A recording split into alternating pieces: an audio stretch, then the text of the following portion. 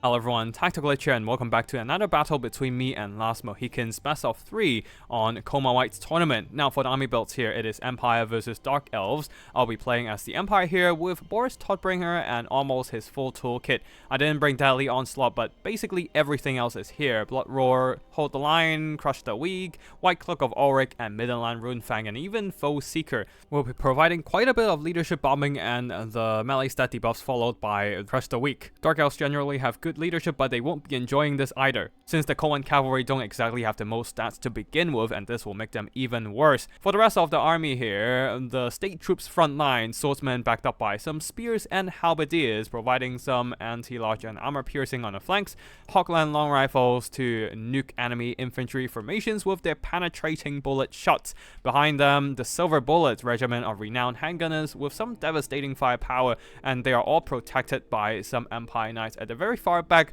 providing that speed and mass to pin down enemy monsters and counteract enemy cavalry. The spell support department would be a Great Wizard with Malkov's Mystifying Miasma and Penumbral Pendulum, a Power Stone for additional Winds of Magic recharge as well. On the other side of the battlefield, the Dark Elves going for a rather numerous army here. A lot of Dark Elves on the field, Dread Spears flanking some Bleak Swords, and they're backed up by 3-4 units of Dark Shards with shields for their solid armor piercing damage that are very effective against both armored cavalry and monsters on the Empire side. Behind them, even more Dread Spears to provide some backline protection alongside the Cohen Knights with their armor piercing and anti-lodge, and some Dark Riders. That's basically it for the Dark Elves' main forces. Leading the army is a single Supreme Sorceress of Shadows on a horse, with Pit of Shades to nuke enemy infantry formations and Malkov's Mystifying Miasma, great against both infantry and cavalry. That's it for army builds, and now let's get the battle started. Alright, battle begins, and both armies will be proceeding cautiously through the map. The impassable terrain on the right flank and the woods on the left flank will be blocking the line of sight for my Hawkland long rifles. They don't really have that much of a window to shoot at the enemy infantry formations. They're advancing and finally getting a sight on the Bleak Swords, doing some pretty nice damage, but they are being countered by a Pit of Shades as well. The spell, unfortunately, for the Dark Elves doesn't actually do any kills, just a bunch of HP damage, but even then, not a whole lot of damage has been done because the unit of Hawkland long rifles don't have the most unit models to multiply the damage. Now the Hawkland long rifles simply regroup and start unleashing their firepower onto the enemy Bleak Swords again. Even with their shields, I don't think that actually matters because the Hawkland long rifle shots are pretty much an artillery class shots, as they're penetrating through multiple enemy infantry models there, multiplying the damage by penetrating enemy formations, striking enemy models multiple times. And the Dark Shards with shields are taking noticeable losses.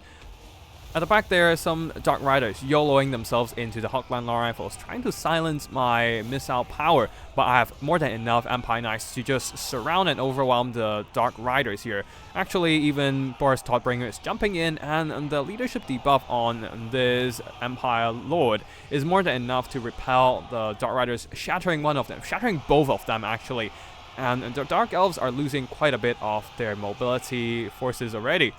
Now the Hawkland long rifles just continues to keep shooting away at the Dark Shards, while the Empire Knights, freed up from dealing with the Dark Riders, will be slamming into some unbraced Bleak Swords, absolutely plying through their formations, and some Empire swordsmen are also getting on top of the Dark Shards, silencing those Dark Elf firepower, while the Cohen Knights, seeing gaps in my frontline formations, will try to slip through my defenses and get to the Hawkland long rifles at the back.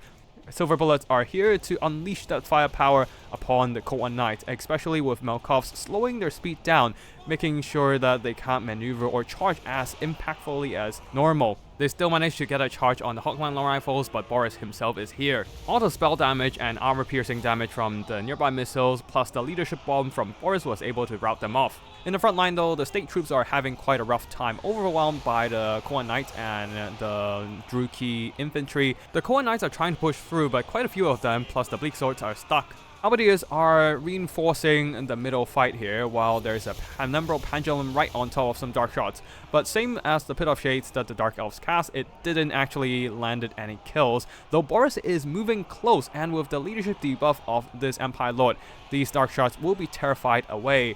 At the back there, I'm desperately trying to protect my Hawkline Rifles here. While the Supreme Sorceress was trying to hunt down the Grey Wizard, I do have a lot of Empire State troops here, the Halberdiers saturating on top of the Core Knights, dragging them down with their armor-piercing anti-large. The Empire using their speed and mass to pin down the enemy cavalry helped the Halberdiers dispatch the Code 1 Knights.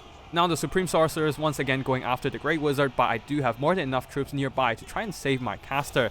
On the other side there, Boris just bogging down some Koan Knights and Dark Riders, or maybe he himself is getting bogged down, but either ways Dark Shards are not shooting, which is fine for me. Silver Bullets are unharassed for now, unleashing their volleys of AP fire on whatever units they can find. They're actually trying to move closer to shoot at Dark Riders perhaps, or even Dark Shards perhaps. Nope, definitely shooting at the Dark Riders given the damage they're taking right now. Doing some pretty nice damage, but probably should have just shoot these Koan Knights instead.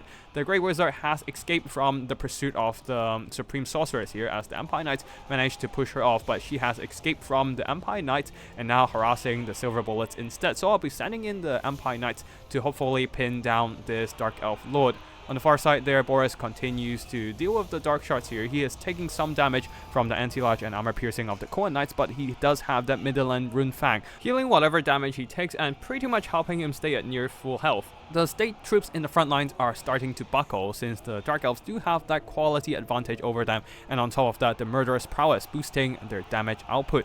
So my backline is quite exposed right now. Silver Bullets are being tied down and pressured off by the Koan Knights. They're retreating, but hopefully they will be able to regroup and start shooting again. These Hawkline Long Rifles have been pressured heavily by the enemy mobility and infantry, so they are quite tattered, unable to fight back, but these guys managed to retreat and actually able to stay in a relatively safe spot, starting to pepper down the Dark Shards with their firepower.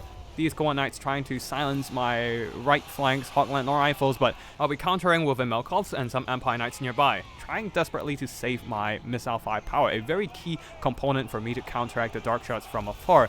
Boris Todbringer will be returning to the back there and save my Hawkline Rifles, while the Halberdiers will continue to buy time for these Hawkline Rifles, just pinning down the Druchi infantry in the front line. Empire Knights going for a YOLO charge and Last Samurai charge against the 3 Dark Shard units, but unfortunately intercepted by the Bleak Swords and Koan Knights and Dread Spears. They will be pushed back or perhaps even shattered. Very unfortunate for me there, and that leaves the Silver Bullets behind them all exposed to those Koan cavalry, and I don't think I can actually save them at this point. Empire Knight sallying forth to charge some Dread Spears, though the Melkov's Mystifying Miasma from the Sorceress is definitely starting to take its toll on my troops. Empire Knights dropping low in HP and being bogged down by Dread Spears and Bleak Swords. Boris though busy at the back line of the Dark Elves here, plus a bit of Melkovs from my own Shadow Caster, the Grey Wizard here, draining down these remaining missile infantry of the Dark Elf roster, plus Boris providing that leadership debuff and terror. He's breaking the spirits of the Dark Shards just by standing on top of them.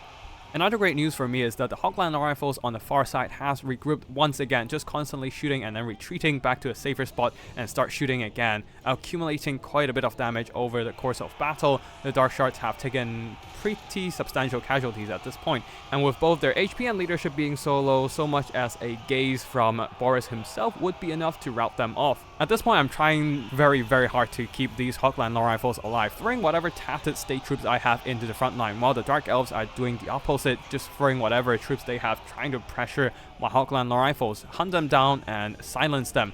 But seems like for now, the Spears and Empire Knights and Swordsmen are holding for now, as the Dread Spears, Bleak Swords are unable to push through my defenses just yet to catch the Hawkline Rifles. Hawkline Rifles, seeing that there are some Dark Shards on the far side, will keep shooting into them, doing some pretty nice damage, while Boris Todbringer is causing a chain rout on the Dark Elf forces here, constantly applying that leadership debuff with a combination of Blood Roar and Crush the Weak, even hunting down the Supreme Sorceress of Shadows, trying to eliminate the Dark Elf's spell support so that I can just keep using those Melkovs and drain down whatever units that the Dark Elves have on their army. Bleak Swords and Dread Spears are still fighting, but unfortunately they are still stuck on a bunch of state troops. These Halberdiers are still holding in the melee combat, providing a very solid anchor. Not very solid anchor, but hey, that is definitely a great speed bump, slowing down the Dark Elf troops. Now the Koan Knights, just regroup one, managed to catch these Hawkline Rifles out of position and probably rout them soon, but that does come at a cost of being charged by some Empire Knights. They themselves will also be broken up, and at this point, the Dark Elves simply have no options to deal with Boris Todbringer. Perhaps the Dark Shards can do damage to him over time, using the armor piercing to punch through his armor, but he does have the Midland Runefang to heal himself back up. He is still very, very much healthy. With all the Koa Knights gone, the Dark Elves simply have no options to counteract this large single entity monsters, nothing to protect the Dark Shards from being routed, and at this point, army losses will soon hit, with the Supreme Sorceress casting one final Malkovs against my Halberdier unit. I managed to snatch one victory back with the Empire army in this second battle of best of 3. GG's last Mohican for this game, and that was a very, very scrappy fight. I think I only was able to win because the Hoglander rifles managed to retreat and just keep shooting. And of course, Boris Todbringer not only tanking damage, but most importantly using the leadership debuffs, the terror, just to fly around and pressure off the enemy troops, constantly just routing them again and again. Plus, the Malkovs just did some insane damage against the enemy Koa Knights, draining them down, and in the late game as well, draining down the Dark Shards with shields, providing some very solid value over time. Malkovs probably the best direct damage spell against enemy multi-entity units in the entire game. The state troops, they didn't do a whole lot of damage, but their main purpose is just to provide a speed bump, slowing down the enemy advance so that the missiles, the spellcaster, the lord, and the cavalry can do their work here, as the Empire Knights screen off the enemy Dark Riders and pin down the Koa Knights, buying more time for the Grey Wizard and perhaps even the Silver Bullets to do the damage with the Malkovs mystifying miasma or their magic bullets of the Handgunners Regiment of Renown.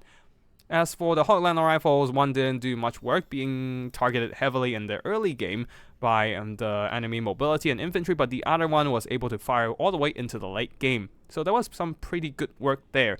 As for the other side of the battlefield, the Supreme Sorceress did some pretty similar damage as the Grey Wizard. It is a battle of Malkovs after all, both sides just constantly Malkovsing each other, draining down the health of each other's cavalry, though the Koa Knights unable to recover all their costs, so that was quite unfortunate for them. Even if they want to charge into the back line there, Empire Knights pinning them down, and then Halberdiers comes in with the anti-large armor piercing to drag them down as well. They're not exactly great as a melee cavalry with very mediocre stats, and all the anti-armor damage on my side was able to counter them pretty well. As for the rest of the Druchi infantry here, they have enough numbers to just keep my missiles on the run. But unfortunately, against Boris in the late game, they just don't have enough leadership to hold up against Crush the Weak, Blood Roar, and the Terror of the Griffin. And yeah, that's it for today's battle. I hope you all enjoyed this second battle of the best of 3, and it is a 1 versus 1 so far between me and Last Mohican.